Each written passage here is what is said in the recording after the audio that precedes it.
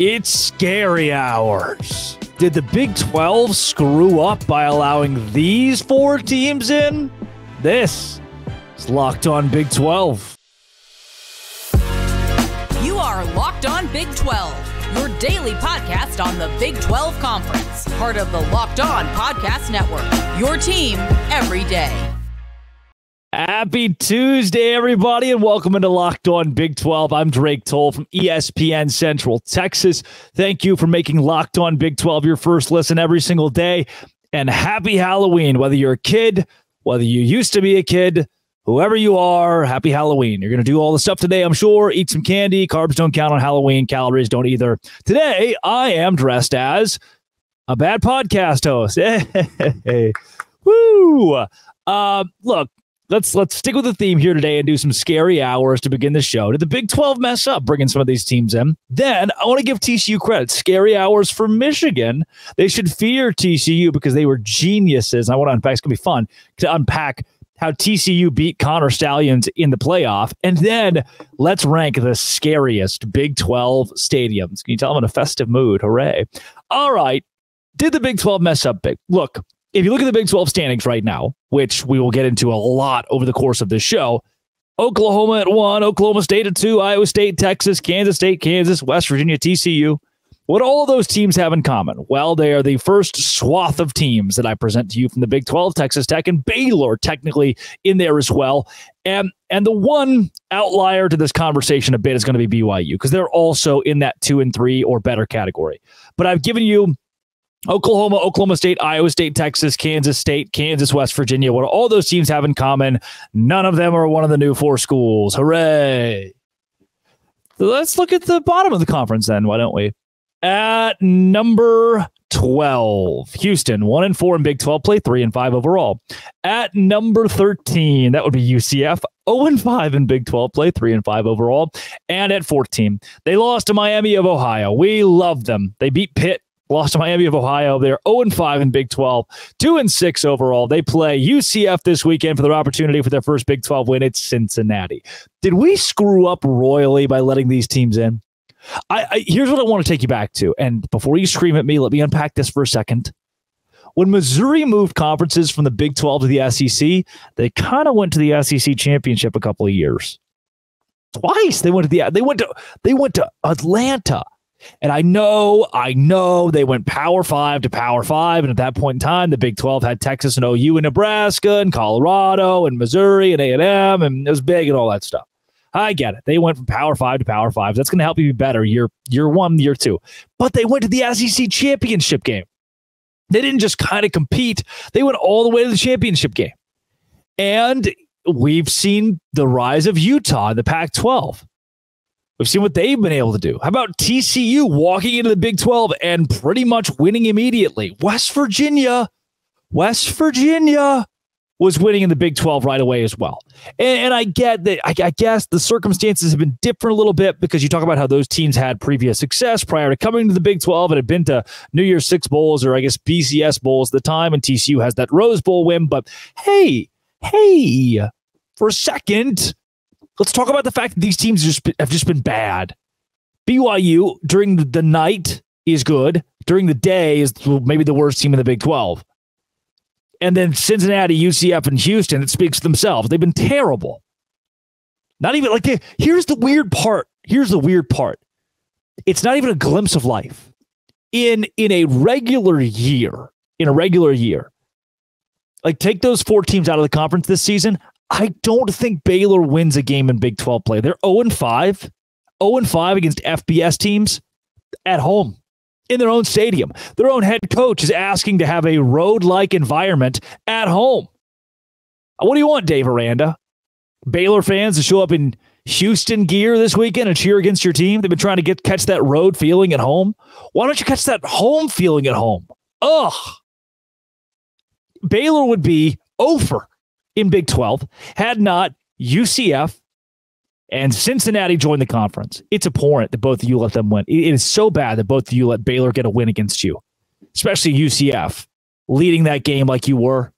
Cincinnati just looking stupid in the process. They're 2-6. Did you know that new Big 12 teams new Big 12 teams have a combined record of 3 wins and 17 losses in Big 12 play. This isn't just the new guys are struggling a little bit. This is monumentally bad. Terribly bad. UCF had that claimed national championship. Cincinnati went to the college football playoff. Houston won double-digit games a couple years ago. And BYU, you're 5-3. I guess you get to be the outlier. This is bad. So do we fire them? Who do we fire? What do we do? How do we get rid of them? Did we make a mistake in bringing them in? Not so fast. 2024, 24/7, Big 12 football recruiting rankings. Yep. Number 2, the UCF Knights. Yeah, 9 4-star players. 9 4-star players leads the league. UCF. 18 commits overall. Number 4 in this recruiting class, the Cincinnati Bearcats. They're ahead of teams like West Virginia, Iowa State, Baylor, Oklahoma State. They're ahead of Utah. You know, the two teams that I've been maybe the most frustrated with of the newbies, UCF and Cincinnati, because they've been so good here recently. Houston felt a little like, okay, we're going to give you a couple years. This is probably not going to work out too quickly. They are last in the Big 12 in recruiting rankings, 16th for next season for 2024. I expected that last by a long shot, by the way. For BYU, they recruited an unconventional way. I'm not expecting BYU to be a top 5 team in this league. That's fine. They recruited an unconventional way. If you're not, if you're 24, BYU's chomping at the bit to grab you. Well, we could keep them. The way that these teams are recruiting, despite their losses, they are now recruiting at a higher level. And the excuse that I'll give them is that, how are you going to bring a kid in and be like, you can play group of 5. Come play group of 5 for us. Come play group of 5. That's tough to recruit legitimate big-time talent who could play in the SEC, right? If you could play at any Power 5 school, or in any Power 5 league for a certain school, why wouldn't you go Power 5? Now, they can recruit at the higher level, and they're recruiting at the higher level. UCF and Cincinnati being top 4 over Arizona. They are higher ranked than any of the new teams for the Pac-12. Houston, I don't know what to do with you. You're really good at basketball. Outside of that, this football trajectory thing is not great. Hopefully you're going to go transfer portal like the guy at Texas State or Deion Sanders. Maybe. But Kansas State is 15. I guess they're not too far ahead of Houston. But wow, man. And Oklahoma State at 10. Baylor at 11. Iowa State at 9. What are we doing? These old classic Big 12 teams that are behind the punch in recruiting. Making Houston not look so bad. Making Cincinnati and UCF look good. You know what's really scary for? The teams that aren't going to keep up. Because I think UCF might be a force. They might be a force. Cincinnati gets some good recruiting classes in. Scott Satterfield settles in. Could they be a force? BYU is already 5-3. Could they be a force? Who is this scary for? Houston and everybody else. Because the new guys, they were good. They were good additions. And they're going to win soon, I think. It shouldn't be as bad as it is. It shouldn't be as bad as it is. I scold you for that. But your day is coming. Coming up, TCU. You did it, man. You did it. This is Locked On Big 12, part of the Locked On Podcast Network, your team every day. Today's show is brought to you by Game Time. Game Time is where I go for last-minute prices, the best deals on tickets all the time. You shouldn't worry. You shouldn't have to worry the next time you're buying tickets. Game Time is the fast and easy way to buy tickets for all the sports, music, comedy, and theater events near you. Killer last-minute deals, all-in prices, views from your seat, and the best price guarantee. Game Time takes the guesswork out of buying tickets. Last-minute flash deals, zone deals, easy to find them. Views from that seat is the best part to me. And your all-in prices show your total up front, so you know you're getting a great deal without hidden fees. Buy tickets in seconds with 2 taps. 2 taps, and you're in. That's more than I can go. Game Time has deals on tickets right up to the start of the event as well. Even an hour after it starts, it's the place to find last-minute seats. Download the Game Time app, create an account, use code LOCKEDONCollege for $20 off your first order. Terms apply. Again, create an account and redeem code LOCKEDONCollege for $20 off. Download Game Time today. Last-minute tickets, lowest prices, guaranteed. This whole Michigan scandal with the sign stealing thing, pretty funny. Terrible. You can't do that. It's maybe the largest on-field scandal in the history of college football. But you know who beat it? TCU. It has come out, this is so funny to me, that TCU, and this was per like Yahoo Sports picked it up, and then a couple other people aggregated it, and I was reading about it today. TCU coaching staff had somehow figured out, like, hey, wait a second. They're reading people's signals. Huh. And they've held on to this information for so long. And just didn't tell anyone that Michigan had a massive NCAA violation.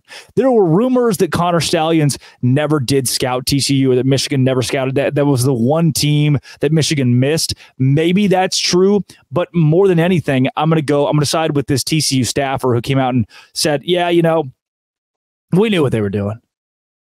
We just did our own thing. They effectively pulled the Mike Leach one time, RIP in peace, wrote out an offensive call sheet of all the plays he was going to run to start the game for Oklahoma.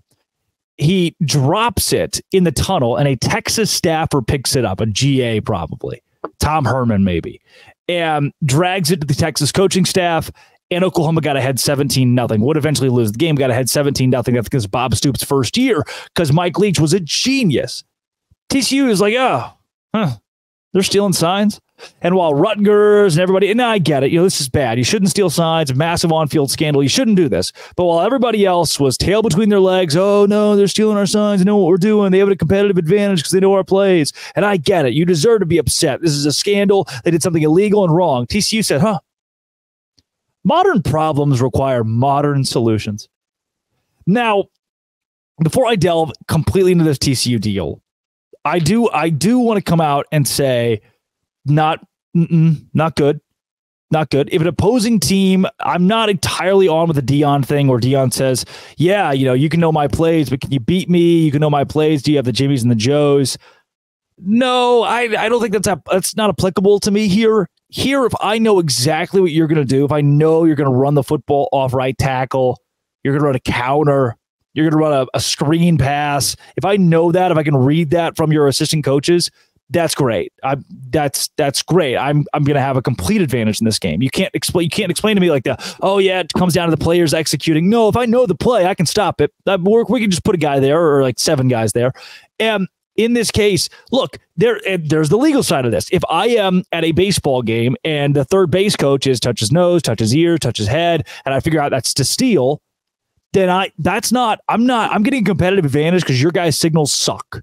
Differentiate your signals. High schoolers do that. But if you've got some like Rain Man savant on the sideline, that's legal. Everybody can get their own Rain Man. In this scenario, the wild part of it is teams are not changing their signs because they don't need to. It's not really a need to. It's like, as long as they're intricate enough that somebody else can't read it in the middle of a game, that we should be okay. Well, wasn't the case. Michigan was stealing plays, buying tickets to games, filming the sideline, stealing plays. And TCU said, we see you, and we're not going to let you do it to us. They ran fake plays. TCU called fake signals for different plays. They didn't say, hey, the opposing team has scouted our signals, so we're just going to sit back and create new signals. No, this was an intricate, what if we can get the competitive advantage out of Michigan having our signals? And they did. You'll recall TCU won the game. That's what's wild to me. Do you think there was a conversation where Connor Stallions came in and was like, dude, I can't wait. I got all the TCU signals. We're going to win this game. We're going to kill them. We're going to go to the national championship. I've already scouted Georgia and Ohio State. We're going to win by 1,000,000. And they lost. You think Jim Harbaugh, you think Connor Stallions feared for his job, that he's going to get fired? Guy who wrote a 550-page manifesto. What a freak. I know you're thinking freak is a harsh word, but no. Remember, freak's always a bad thing. People can get freaky. What a wild deal. A manifesto? Very seldom is the word manifesto thrown around, and it's a good thing. Not a lot of positive connotations with the word manifesto. Connor Stallions does this. And also, you're telling me that this staffer is stealing signs, right? He's stealing signs for nothing? Well, no, right? He's stealing signs for something. Well, the something would be to relay to an assistant coach, an offensive coordinator, a defensive coordinator, a play caller to say, hey, here's what this sign means and this signal means. So they can relay it to the players. The players know the signs, and he's got to communicate this there's a chain of command to be able to get these signs to somebody else. So the play calls can reflect what the signs are. What I'm saying is Jim Harbaugh probably knew about all this. Yeah. Seldom can something happen in a head coach's program and them just not know about it. He probably knew about all this. Otherwise, how would they utilize the stolen signs? And based on his salary, Connor Stallion's salary, the guy's buying tickets to opposing games and Venmoing people. What kind of guy, what kind of dealer, what kind of guy who deals in ill things is Venmoing people? What an idiot. Ugh. And TCU said, you know what? I'll fix this. We'll just run fake plays. We'll just make a signal. You'll think it's a counter. Instead, we're tossing it wide open. Quentin Johns. I love it. It's so funny. It makes me hate that TCU's bad this year. I wish they were good again. But they're not. All that credit that I give them for the sign thing, and they just stink. Scary hours for you, Michigan. Happy Halloween, Michigan.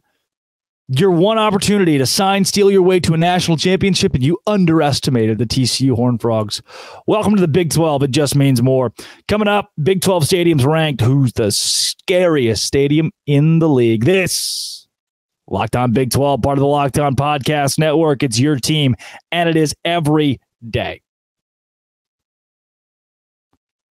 Today's show is brought to you by FanDuel. FanDuel is the official sports betting partner of the NFL. FanDuel, you can score early this season. America's #1 sportsbook, and new customers get $150 in bonus bets with any winning $5 money line bet. That's $150 if your team wins. If you've been thinking about joining FanDuel, there's no better time to get in on the action. The app is easy to use. There's a wide range of betting options, including spreads, player props, over-unders, and more. Visit FanDuel.com/lockedon. Kick off the NFL season. Again, you can get $150 in bonus bets with any winning $5. Just pay $5 on a money line bet. And if it hits, you take the Alabama money line against Mississippi State. And if it hits, $150 in bonus bets to use for whatever your little heart desires. FanDuel.com/lockedon. Kick off the NFL season. FanDuel, official partner of the NFL. You know, oh, by the way, College Football Kickoff Live is live every week. It's live on Fridays, by the way. I host it. I'll see you there on this YouTube channel. Join us. You know, I was watching a video of the Wiggles the other day. This is a Halloween thing. I was watching a video of the Wiggles, and there was the pirate that comes on the screen. I remembered when I was 3 or 4 years old, I was the pirate from the Wiggles as my Halloween costume. And when it came in the mail, we got it in the living room. My mom's listening now. We got it in the living room, and I cried. I cried when I saw it. I was so excited. My parents were like, "Why are you crying?" I was like, "I don't know. I'm 3. I can't process this." I was just crying because I got my Wiggles costume. The pirate, I wasn't even a Wiggle. I was the pirate who showed up sometimes on the set of the Wiggles. I hope that brings you some sort of Halloween today. Spookiest places to play in the Big 12. Now, look, there's a difference between intimidating and spooky. I would say Mountaineer Field in Morgantown, West Virginia is spooky. Is it intimidating? Yes, when the team is good. But even when they are bad, ask TCU last season, ask Baylor last season, even when West Virginia is bad, it's a spooky place to play. Scary? Meh. Intimidating? If they're good, yes, one of the most intimidating of the Big 12. But you've seen it. The turnout has not been spectacular for games that West Virginia has played this season or last season because they were bad, and I don't blame them. People don't show up to games and the team's not good. This year it's getting better because the team's been better. But it's spooky. You will lose games at Mountaineer Field because weird things happen. They just win at home. Now you go down to Houston. It's neither scary nor spooky. Honestly, it's the opposite. It's welcoming and homey. Opposing teams win there a lot. Go to Austin, Texas. DKR. Nobody's really scared of DKR. Nobody walks into DKR and thinks, oh my gosh, they're going to blow us out of this stadium. It's so loud. Now that Alabama atmosphere a couple years ago, last year, that was good. Outside of that in Big 12 play, Baylor doesn't go to Texas. TCU doesn't go to Texas. Kansas State doesn't go to Texas and think, oh no, spooky and scary. No, sir. I mean, there are a lot of those Big 12 stadiums. You go to, I think Nippert could be one that's really good in the future. Not right now. Baylor just won there and they suck. Memorial Stadium. I've been there in Oklahoma, Norman, Oklahoma. Nah. Old, smells bad, troughs. Old, smells bad. It's kind of all I got here for that one. Everybody is playing for second fiddle, for scariest and spookiest. Maybe the scary thing about Lawrence, Kansas, by the way, is that they could beat Oklahoma and still not fill the place up. It's Kansas. They got to redo the whole culture of football there. I understand that. But come on, guys. You got to sell it out and fill it up and rush the field with a full. They need help. They're building a new stadium. Give them time. Everyone's playing second fiddle for scariest and spookiest to Provo, Utah. BYU's got the. I mean, I've been there. I've seen it. It's stupid. It's stupid good.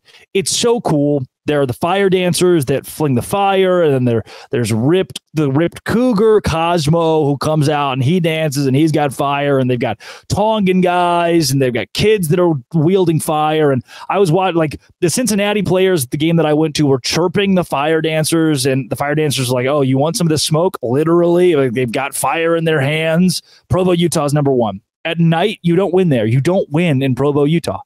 It is the number one scariest, spookiest, happy Halloween atmosphere in the entire Big 12. And frankly, it's not crazy close. It's pretty easy, number one. I really thought number two this season would be Lubbock, Texas. It's not. That team has been disappointing. So the crowd obviously is not going to be great. You ever been to a Pac Jones AT&T? It is nuts when that team is good. Take Ames, Iowa. Ames, Iowa is both scary and spooky. You will lose there. The crowd will be spectacular, and you will likely lose there. A night game at Jack Trice Stadium, that place is not just loud, it's hostile. They will tell you things you didn't know about yourself. They will say things you didn't know existed. They will use words from the dictionary that have been scratched out, that fifth grade teachers scratched out so their students didn't learn them. They will hex you. You will not walk out of Jack Trice Stadium the same. You'll go from a boy to a man. You'll learn things that mama doesn't want you to know at Jack Trice Stadium. Scary and spooky. So right now, I'm going to go with Lavelle Edwards Stadium at number one. Scariest, spookiest in the Big 12, despite the fact that there's no alcohol there. Number two, I am going to hand off to Jack Trice Stadium. Number three goes to Boone Pickens Stadium. Oh, again, scary and spooky, tough place to win. And I don't know if Oklahoma is going to be able to do it this weekend. I am a big fan of Boone Pickens Stadium because they do the paddle thing and they're loud. And even when there aren't a lot of people, they're still kind of loud. OU 6-point favorites this week? Nah, sir. Oklahoma State's going to knock them out of the Big 12 championship, and Oklahoma State is going to go to the Big 12 championship if they continue on this trajectory. They're at number 4. Number 5, Manhattan, Kansas. Bill Snyder Family Stadium. Oh, yes. It's fun when they're good, man. It's fun when they're good, and it's maybe the most beautiful stadium in the Big 12. Just structurally. I look at it and I think, pleasing. It's pretty. Maybe you don't like it like that. I do. And you know what? Number 5, I've given you my top 4. My number 5, hate me if you will, FBC Mortgage Stadium in Orlando, Florida. I went. There were like, thousands of people there. It wasn't packed. It was probably 80% capacity, and it shook. It shook. The house actually does bounce. The bounce house bounces, and it was a little structurally unsound. Top 5. Number 1, Lavelle Edwards Stadium in Provo, Utah. Number 2 is Jack Trice Stadium in Ames, Iowa. 3, Boone Pickens Stadium in Stillwater. 4, Bill Snyder Family. And 5, the Bounce House, FBC Mortgage Stadium. This has been and always will be. Thanks for making this your first listen every single day. Happy Halloween. Stay safe, everybody. Check your kids' candy or all that stuff. I'm going to miss you between now and when we talk again. It's kind of sad, isn't it? We only get a specific amount of time together every day.